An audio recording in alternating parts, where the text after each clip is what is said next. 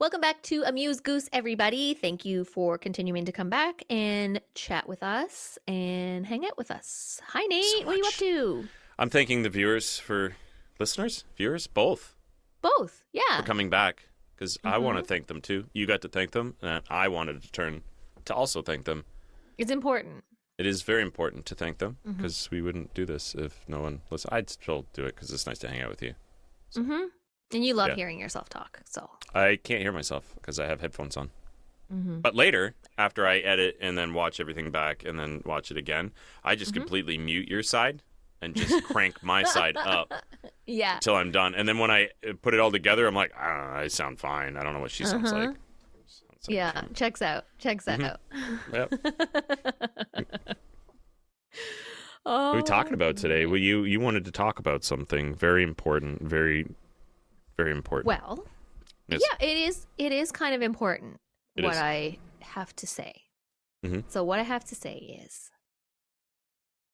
be yourself and stand up for yourself always. Do you know where this is coming from, folks? We're going to talk a little bit about our weddings. Some of us have more than one. I had two. I've only had one. And I recommend just going with the one. Listen, you can do whatever you like. You can. There's lots of reasons. A lot of stuff going on. Yeah, but you know what? I wish I had the second one though versus the first one. But that would be my one. Well, no, because you had your children from your first. So but I didn't have them at the wedding. No. I'm just talking wedding. Okay, the wedding. Not the relationship.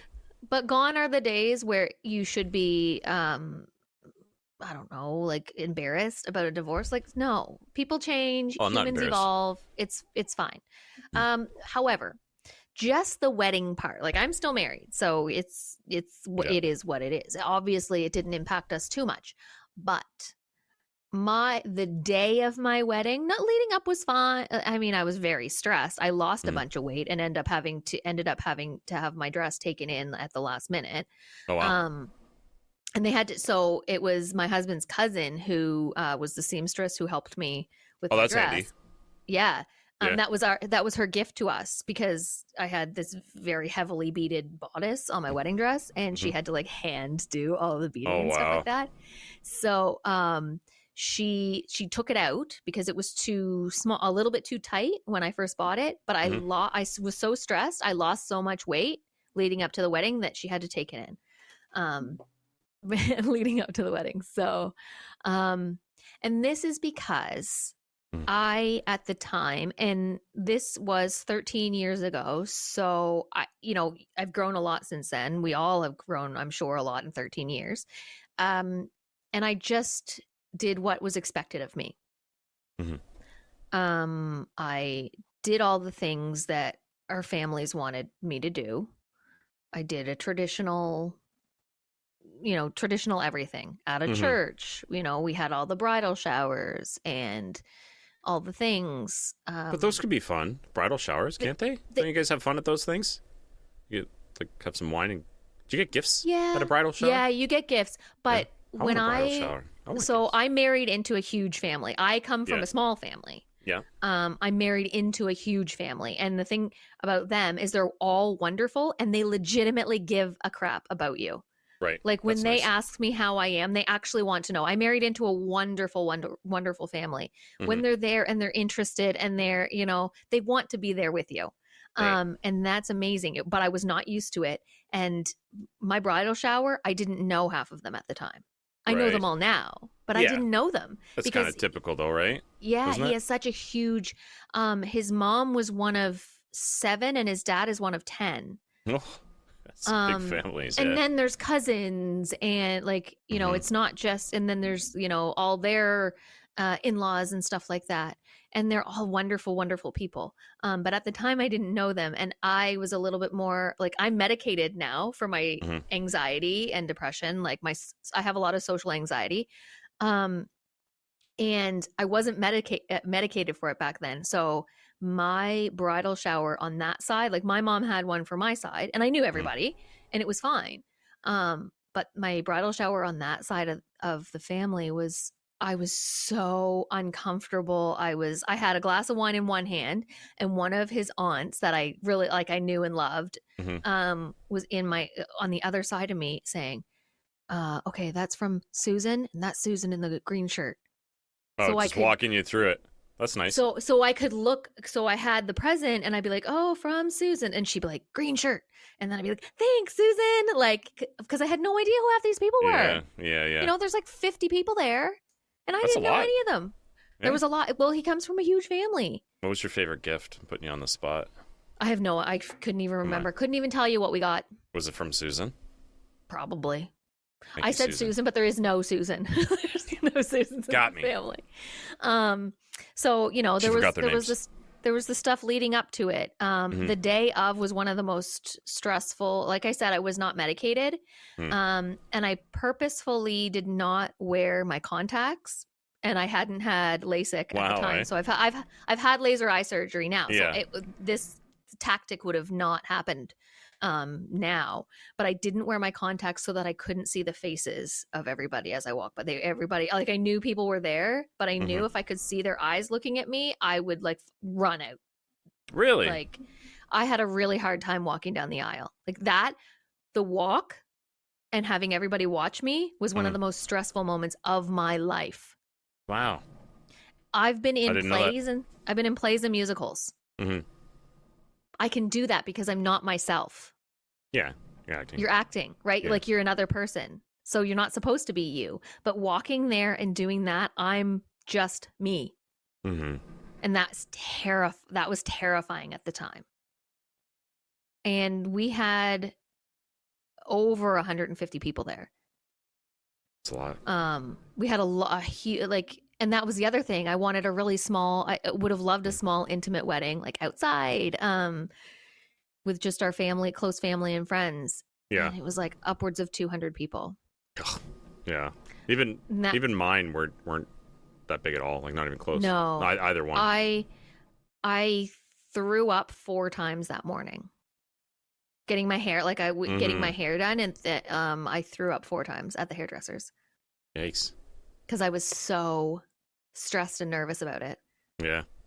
And there's video and the whole time I have my what's it called, bouquet, shake and the weight? whole time my bouquet is shaking. Yeah, I had a shake weight. my bouquet was shaking in the video. Really? The whole time. Poor thing. And that's not to say that that's the worst way to go. It's just that my advice, I guess, is stand up for yourself. And it's not about it's your wedding, right? Yeah, it's not. And I didn't, and I just went along with it, and it was beautiful. We had a decorator, and it was gorgeous. And that was one thing I do recommend is that if you can outsource things. That was great, like not having to do that. We had a great photographer. He was wonderful, and he made me feel really comfortable when he was taking some of the fancier photos. So that was good. So there were awesome things about that day. But by the time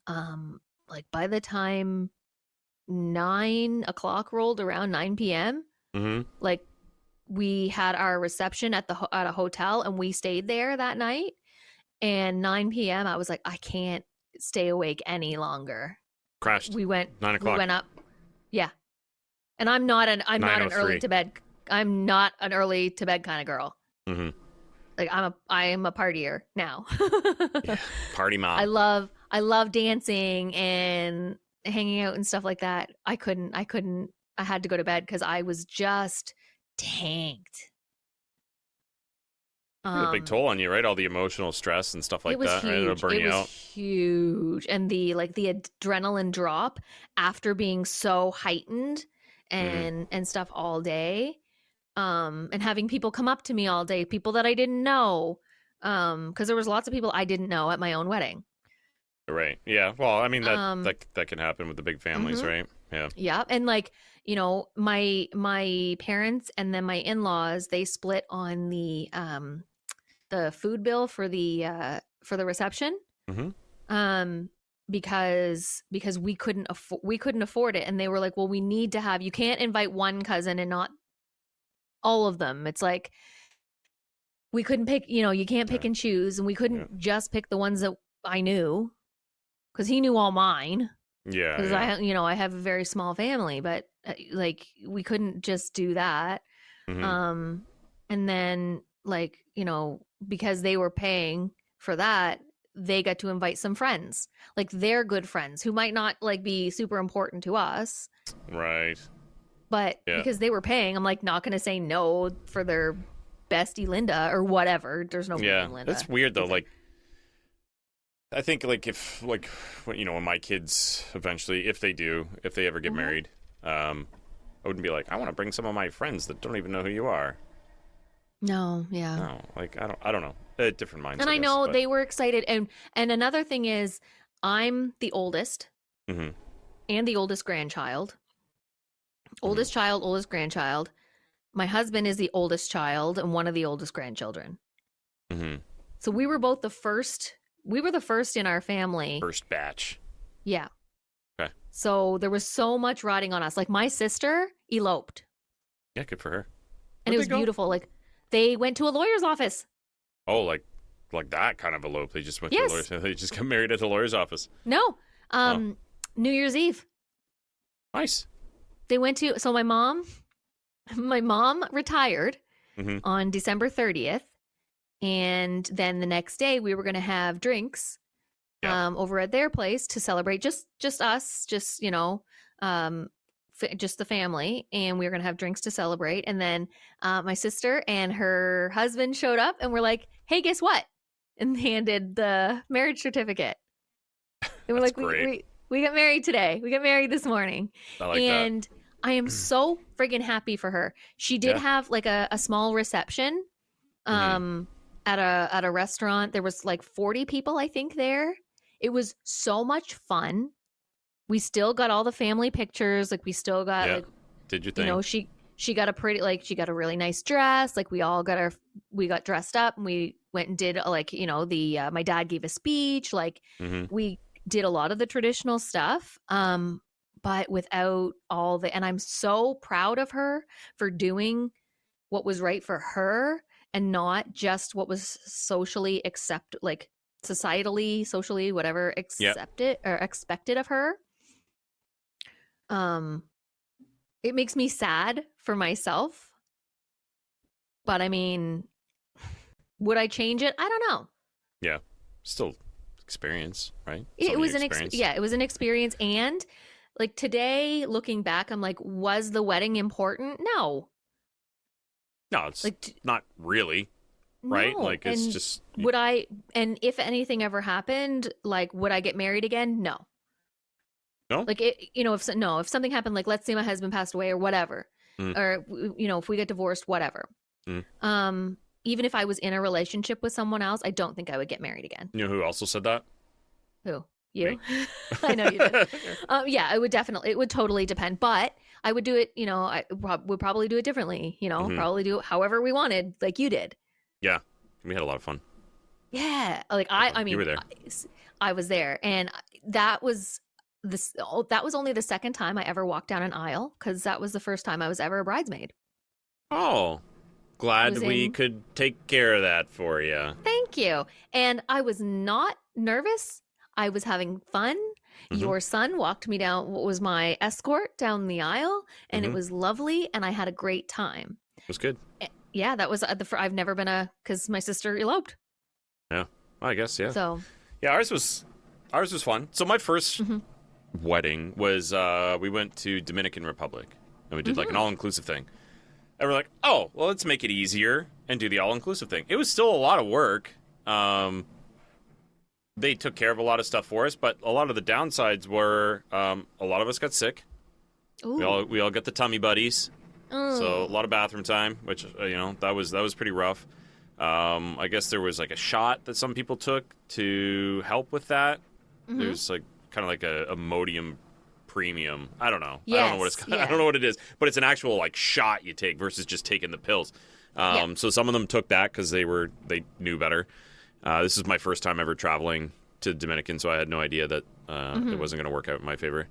And then we had, I think it was like, including kids, there's like 60-ish of us at an all-inclusive, and then just like trying to get everyone together for, you know, certain things and trying to organize and this and that. And like we were in an all-inclusive resort, but it felt like work. It didn't feel like we were relaxing because it was like constant, like trying to check up on people. How are people doing? This and that. And right, then, because you're still technically hosting. Yeah, right. And we didn't want to be rude. And like, you know, we would check in with everyone and all that stuff. And, you know, get to go scuba diving and like down there, like all the coral's dead. So like that was like a crapshoot. And they're like, you want to swim with sharks, like nurse sharks and stingrays. So we're like, okay, let's go, you know, take a look at that. And they're in this like, almost like a cage just out in the ocean. Like it's just like a floating kind of thing with like mesh, like these big heavy duty like rope mesh walls, and they just swim around. So they're inside of it and you swim around the outside? You swim on the inside with them because they're nurse sharks and like the stingrays, but the stingrays, they cut the barb off. I was going to say like it's that. just like not what I was thinking at all. I don't want to Irwin myself. Poor guy. I love that guy. I miss him. I know. So that was a thing we did, and then, you know, there was a club there was a casino there, and we did stuff like that, but I would never ever do that again. It was too much, and I never got to enjoy it. Like we didn't get a honeymoon. We never honeymoon after because that. But I wouldn't call it that. There was no real relaxation. And my ex and I actually had my daughter before we were married. So at the time, she was a toddler, and my ex's parents were like, "Oh well, we'll take her on the wedding night. You know, you guys shouldn't have, so you guys can go out party this and that." We're like, "Okay, great." 8 a.m. banging on the door at 8 a.m. after we were up till I don't even know what time, banging on the door. "Oh yeah, we're gonna go down to the beach. You could take your daughter." Like, what the thanks? I wouldn't have even like said, "Yeah, go ahead," because then I wouldn't have drank so much. Yes. And like, you know, because I knew it was going to be the next morning. No. And I'm not like saying like, "Hey, you like don't drop off my kid in the morning," but like maybe 9, 10, like 10, 9 o'clock. Okay, 10 o'clock. Yeah, definitely. Like we're on vacation. Like yes, 100%. Like let's get up. Let's go. You know, let's go do something, right? But 8 a.m. banging on the door. I'm just no. Why bother? Thanks. Yeah. Thanks. So that sucked. That was awful. And obviously that relationship didn't work. But then Ellie, we were trying to think of like, you know, what kind of wedding we want to do. So we moved her up here from Florida. So she's an American citizen, but we're actually working on her permanent residency, which we're in the home stretch now. So we're just waiting for some finalization from the Canadian government. Most likely that's going to go through. It doesn't look like there are any issues. We just couple more T's to cross and I's to dot. So anyways, we moved her up here, and in order to kind of help the process along, because I'm technically her sponsor as her husband, who is a Canadian resident, I can sponsor her, and basically if she does bad things, then I can be held kind of liable too. Like they're going to be mad at me as well. So in order to get that process started, we're like, well, why don't we go to City Hall, get married there, and that way we're married and we can start the process. So that's what we did. We went to City Hall, and then after a couple months of like trying to figure out how we want to do it, how we can do it, we ended up just getting a lawyer because Canadian government website, it's just trash. Oh, I know. Yeah. For the immigration stuff and a lot of other things, it's the worst. Like, I don't even understand how bad it is. Like, you can put up a text document and it would explain better than their stupid website. How much crap we spend in taxes. You'd think we'd get just a usable website. And, like, you'll click on the link. It's like, click here to do this thing. You click on it. Page not found. Are you kidding me right now? And it's, like, last updated. And it's, like, 2 weeks ago or whatever. You click on it. And it's like, no, page not found. Ugh. Anyways, so we did that. Got married. And then we wanted to have, like, a proper wedding ceremony without it being like official because we were already married. It's more like a we didn't do the renewal of vows. We did a marriage ceremony. We just didn't have to sign the document. So we already got all the paperwork out of the way. Yeah. So there's no worry about like, oh, you got to sign here, you got to do this, you got to do that, whatever. I think that was a really nice way to do it. And then yeah, for sure. We were talking about like, what do we want to do? How are we going to do it? And then I don't know. We were doing. And for you guys, something. it's where. Yeah, where? Because she's got a lot of family down in the States. I have a much smaller family than her overall, I think. And I already had a wedding. And I did feel guilty, like, even asking, like, my friends again, like, hey, like, having another one. Yeah. I remember you did invite me to your first one. Mm-hmm. But I believe I just had a baby. 2012-ish, something like that. Yeah, I was pregnant. Yeah. Yeah, and it was Dominican, so. Yeah. So, yeah, we couldn't figure out what we wanted to do, and she brought up, like, would you want to do, like, a Ren fair, like a Renaissance fair style wedding? And, like, I went through it, but I've never even been to a Ren fair before. I think when we actually finalized, she took me to one of them in Florida, and it was awful. It was so bad. It was, like, super bad. It was like a wish.com of what we went to for our wedding. Yeah. It was really bad. And she showed me like where this one was in North Carolina. And what was it called? It has a specific name. It wasn't just North Carolina Ren Fair. No, it was the Charlotte. No, it wasn't Charlotte Ren Fair. It had a different name. Though. Did it? No, hang on. You sure? I follow them on Instagram. Yeah, it started with a C for sure. Was it Charlotte? It was in Charlotte. Yeah. Let me just look up Charlotte Ren Fair. Charlotte. Oh, geez, it would help if I spelled it right. It would help if you spell it right. Anyways, I'll keep talking while you do that. Yeah. And then this thing was amazing. So once she figures out the name of it, if you ever have a chance to go to it, go to it. If you're into that sort of thing and you like the medieval stuff. Okay. Yeah. Carolina Renaissance Festival. Oh, so they dropped the North. Yeah. Just Carolina Ren Festival, not fair. Huh? So that is Carolina Renaissance Festival. 10 out of 10. Do recommend. Even if you're not getting married there. It was so much fun. They're all in character. Like we had, so our like little venue, they set up a tent for us. Very, very basic stuff. And she had some connects, some people she knew from the past and friends of Kimmy and Danny. Because Ellie, so you didn't mention, but valuable for the viewers, she did live there in North Carolina. She used to, yes. Yeah. Yeah, so she used to live in North Carolina. And went to high school there. That's how she knew our friend Kimmy, who was also spearheading. She was the matron of honor. Yeah, and they did a great job. They were awesome. So thank you so much, Kimmy and Andy. Too. Kimmy and Andy did Dandy so much. Dandy, Candy, Randy. Yeah. Dandy. Did so much for the wedding and stuff like that, and prepping really for us so that we didn't have to worry. Like I say we as if I had I was a bridesmaid. I helped, everything was taken care of. But everything she did so much. So yeah. For the bride and groom, if you're ever curious, if you want to go to a Ren fair and do it as a wedding, they had the queen with like her consort or whatever. What do you call them? I don't know. Like their groupies.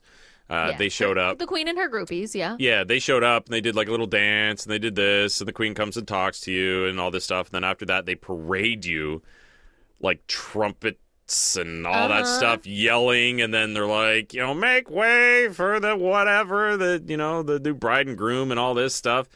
And then we went down and we watched the joust and we got to bet.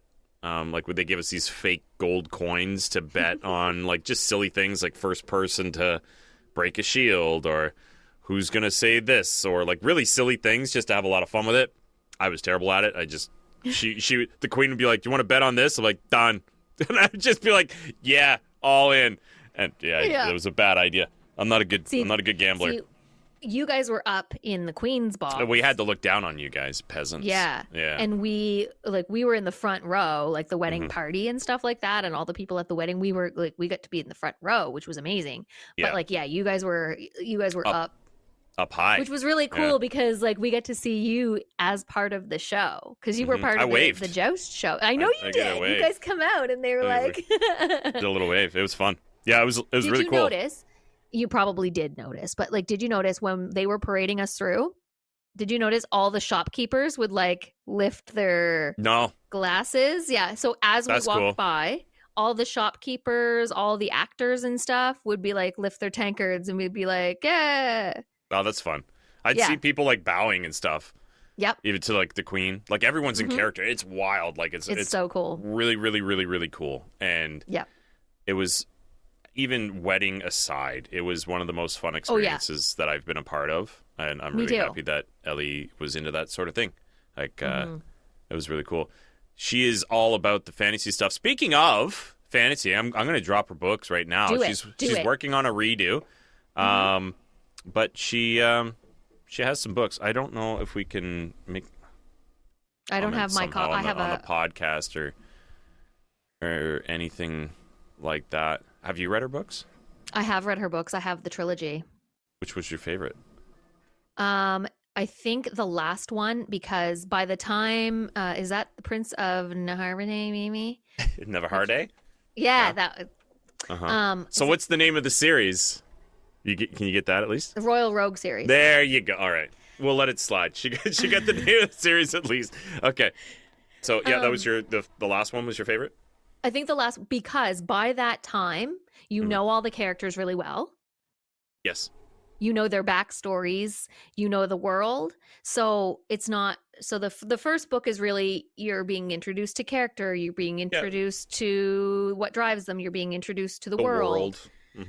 And Ellie does she's a beautiful writer, first of all. Her writing, it seems to really flow beautifully, and it's very eloquent, and her world building, like you feel like you can see it.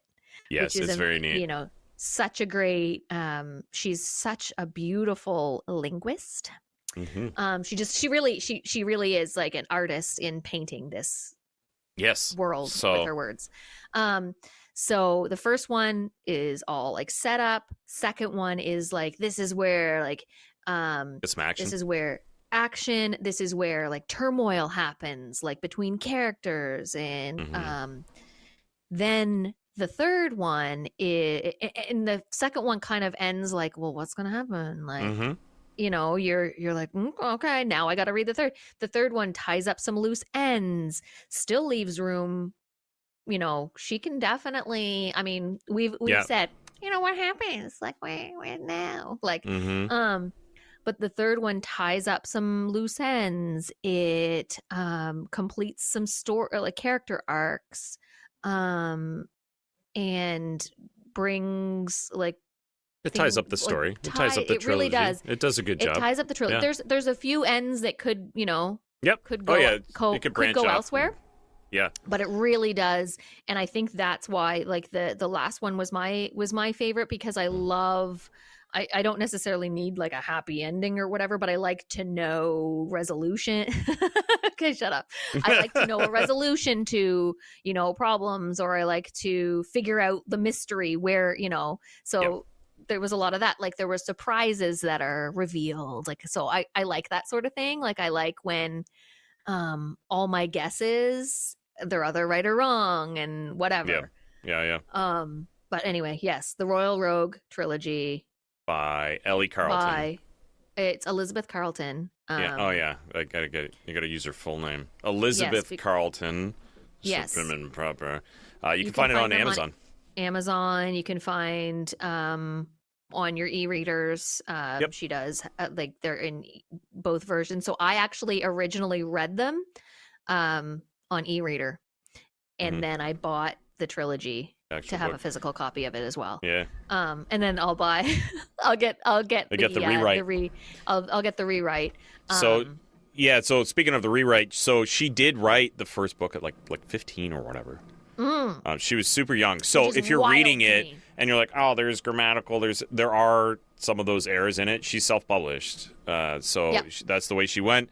If you can look past that part and just get into the story, you'll notice it's really well written. But what she wanted to do was now that she's older and she's got that writing bug again. She's essentially.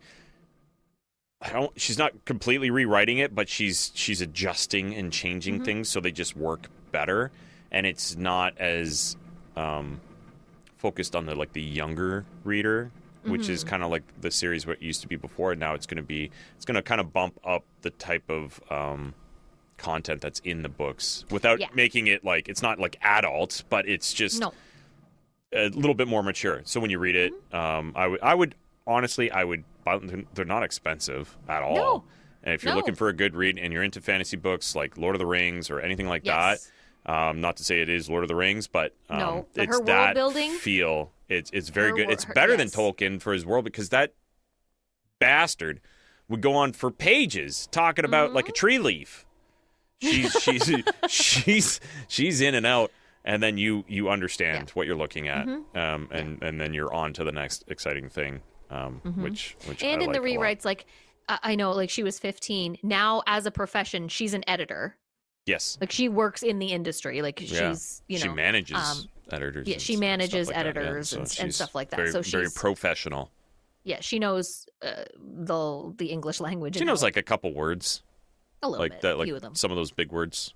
Yeah, but she also went back and edited out some problematic language that we probably wouldn't use now, because she is a conscientious person. Like, you don't have to do that, but like she's a conscientious person who wants everybody. She wants it to feel inclusive. She doesn't want it to be problematic and want anybody to be hurt by anything. So so she went back and buy the books. 10 out of 10. And I wouldn't say that if she wasn't one of my best friends, or I would say that even though she's one of my best friends. Controversy. She's one of my best friends. But that aside, like, I would still read those books, Good. and I would still recommend them, even if she wasn't. They're like I always say I would love to see this in like a Netflix series. Yes, I think like an animated Netflix series. I think they would crush it. I think it would be really, really cool. So if you're listening to this and you work at Netflix and you're looking for a new idea, I can hook you up with someone that's really cool. It's a beautiful story with some great character and world building. But we're out of time, so there's one thing you should never do, and that is don't feed the geese. Don't ever feed the geese. Don't feed the geese. Goodbye, everybody. Bye.